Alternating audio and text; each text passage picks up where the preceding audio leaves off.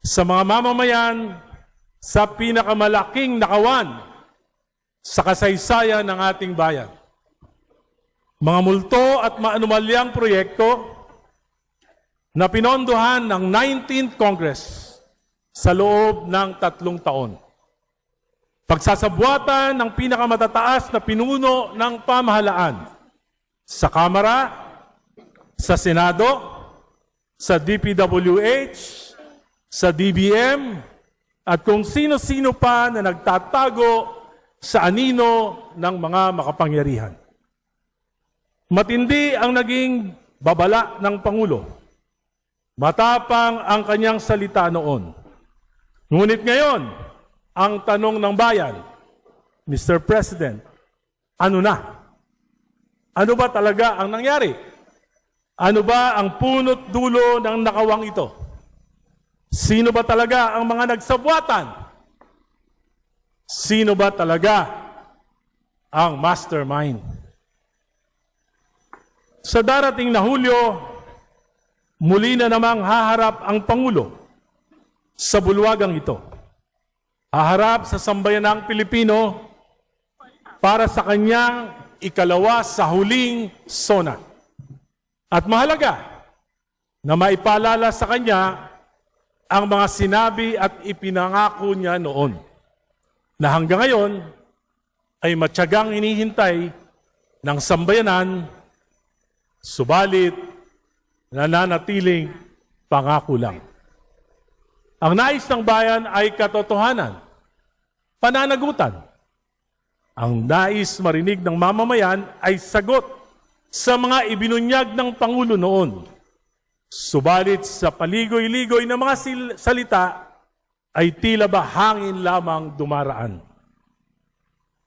Ang pagpuna ay mahalagang bahagi sa isang demokratikong pamahalaan.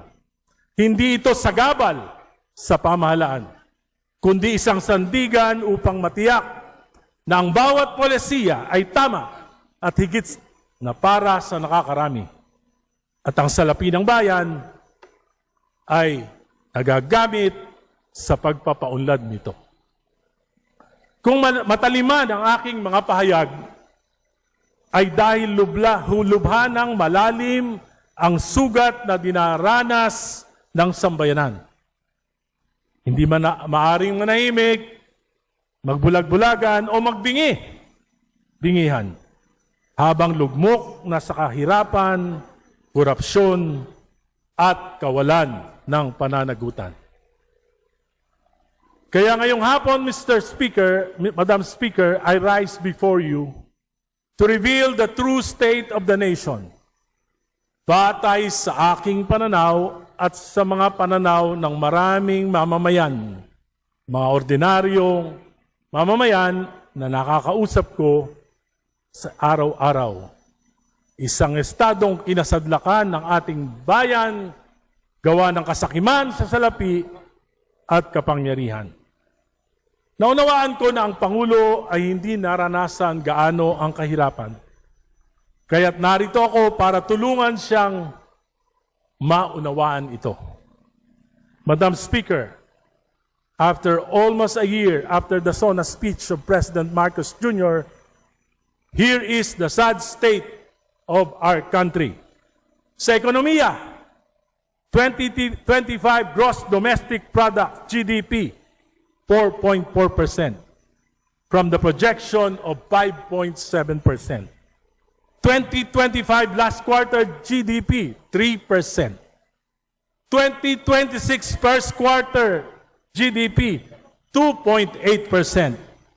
2026 whole year GDP projection, 4.1%. President Marcos, for the last 4 years, failed to realize our GDP projections. Inflation now is at 7.2%. And according to the experts, this May, aabot na ng 8% ang inflation rate. Dollar now is almost at 62 pesos. Investor confidence index is negative 23%. bagsak ang stock market, umangat ang antas ng unemployment, umangat ang kagutuman. Nalulugi ang maraming negosyo, lalo na ang construction at construction supplies. Higit 18 trillion ang utang at tinatayang aabuti na ito ng 22 trilyon bago matapos ang termino ng Pangulo. Ang Administrasyong Marcos ngayon ang may pinakamalaking pag-utang sa kasaysayan ng ating bansa. 9% taon-taon ang average na pag-akyat ng utang at kalahati lang lamang ang pag-angat ng gross domestic product. Tunay na masasadlak tayo sa kahirapan. From a rising economic tiger in 2016, during the time of President Aquino, now we are back to being the sick man of Asia. Naiwanan na tayo ng ating mga kalapit na bansa. This is due mainly to corruption and the failure of the Marcos administration to address it squarely. Our neighbors survived the Middle East geopolitical tensions, as shown by their GDP and inflation rate. Pilipinas lang ang tunay na naghirap. Pilipinas lang ang patuloy na maghihirap. Sa infrastruktura at government spending, instead of sound policy reforms, what the public works did was to resort to optics. Kunwari, mag-iimbestiga. Kunwari, mag-iinspeksyon ng mga proyekto. Tinanggalan ng pondo ang lahat ng flood control projects, maging ang mga higit na kailangan. Kaya sigurado ako na ang baha, pagkawala ng buhay at kabuhayan ngayong tagulan ay mangyayari sa buong bansa. Pinababa ang material cost ng mga proyekto ng napakababa at hindi makatotohanan. Kaya 5 buwan na, wala pa ring procurement. Bagsak ang public spending, lugi ang matitinong kontraktor, lugi ang mga supplier, walang trabaho ang maliliit na construction workers. Sa edukasyon hanggang ngayon, wala pa ni isang classroom ang naitatayo. 180,000 classrooms ang backlog ng ating pampublikong paaralan. Political issues, unity. Yan ang pangako ng Pangulo bilang susi sa pag-uunlad. Ano ang nangyari? Away sa Vice President, awayan sa Senado, damay ang hudikatura, nahati ang mga Pilipino. May dilawan, may pulahan, may DDS, may DDH, nag-iinsultuhan, nagmumurahan, parang ang mga grupo naging kulto ng pare-pareho.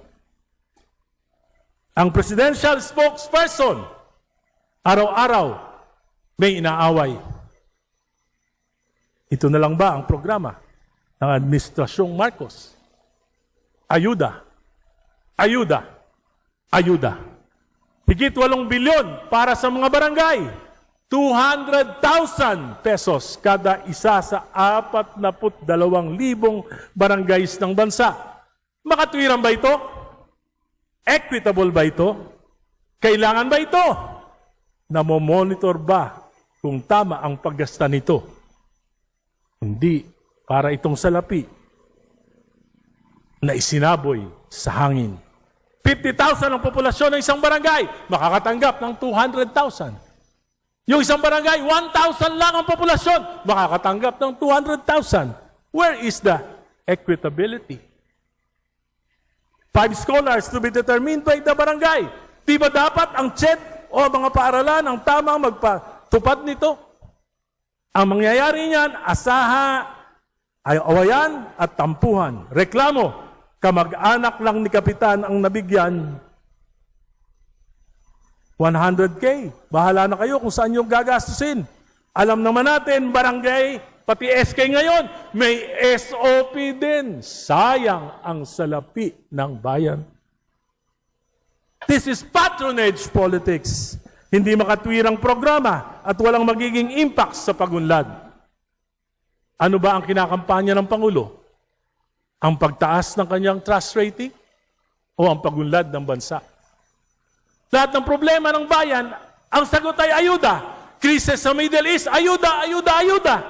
Ang mga Pilipino para ng siwan tamad sa halip na mangarap at magsikap, nakanga, naghihintay ng AIX tupad. Nakatanggap na 5,000. Ilang araw lang, ubus na. Ano gagawin? Nga uli. Pag dumaan sa barangay ang 5,000, nako, 2,500 na lang ang may bibigay sa tao. Pag matakaw yung barangay captain, 1,500 na lang. Diyan sa amin sa Caloocan, 1,500 na lang ang binibigay. 5,000 ang pinipirmahan. Party list daw ang nagbibigay. Ito po ang tunay na kalagayan ng ating bansa. Isang pamahalaan na walang malinaw na direksyon. Isang pamahalaan na walang sapat at matapat na solusyon sa pinakamabibigat na problema ng bayan. Isang pamahalaan na tila naubusan na ng vision para sa kinabukasan. Isang pamahalaan na halos hindi na makapagbigay ng pag-asa sa sambayanang Pilipino. Can we say that what is happening to our country today is the consequence of a failed presidency? Sa aking mahabang karanasan sa pamahalaan at maging sa pribadong sektor, may isang prinsipyong hindi matatawaran. The buck stops with the leader. Hindi natin mahanap ang kalinawan at solusyon kung patuloy tayong magbubulag-bulagan sa tunay na nangyari sa halos 4 na taon ng Administrasyong Marcos. Hindi natin mariresolba ang krisis na ito kung patuloy nating itatanggi kung paano ninakaw, nilustay at pinagsamantalaan ang higit sa trilyong piso ng pondo ng bayan ng mga nasa pinakamatataas na antas ng kapangyarihan. Kaya hanggang ngayon, kababago-bago ang naratibo. Iba-iba ang palusot, iba-iba ang itinuturo. May ICI investigation, may ombudsman, may panukalang Independent People's Commission, may Senate Blue Ribbon Report na pinag-aawayan pa hanggang ngayon sa Senado. Ngunit ang malinaw, ito ay cover-up. And cover-ups will require a series of cover-ups. At habang nalulunod tayo sa palusot, kasinungalingan at pagtatakip, lalong mababaon sa kumunoy ng kahirapan ng ating bayan. At sa huli, ang tunay na biktima ay hindi ang mga pangyarihan. Ang tunay na biktima ay ang mamamayang Pilipino na ang tanging pagkakamaliwa ay nagtiwala at bumoto sa atin. Madam Speaker, mahal natin ang ating bayan. I rise today not merely to blame, but to warn. Not merely to criticize, but to confront the truth. Sapagkat hindi na tayo maaring magpatuloy sa kasinungalingan. Hindi na tayo maaring magpanggap na normal ang lahat habang nasusunog ang bahay ng ating bayan. Our problem is not merely economic. Our problem stems from the kind of politics that we have allowed to dominate our country. Politics of patronage, politics of dynasties, politics of corruption, politics of convenience, and politics without accountability. I decided to deliver this press-sona speech to help President Marcos and this government face the issues squarely. Kailangan natin maging tapat sa bayan. Hindi mangyayari ang nakawan sa ganitong kalaking kung walang pagpayag, pagkukonsinti o pakinabang ang mga nasa pinakamatataas na pwesto ng kapangyarihan. In my petition before the Supreme Court regarding the constitutionality of unprogrammed appropriations, lumabas ang mga saro para sa flood control projects, bilyon-bilyon, under the UA na may pagpayag ang Pangulo.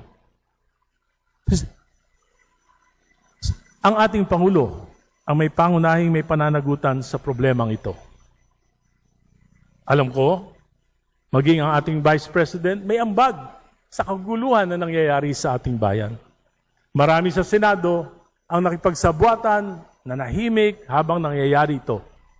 Kaya ngayon, yan yung punot dulo ng pinag-aawayan nila dyan.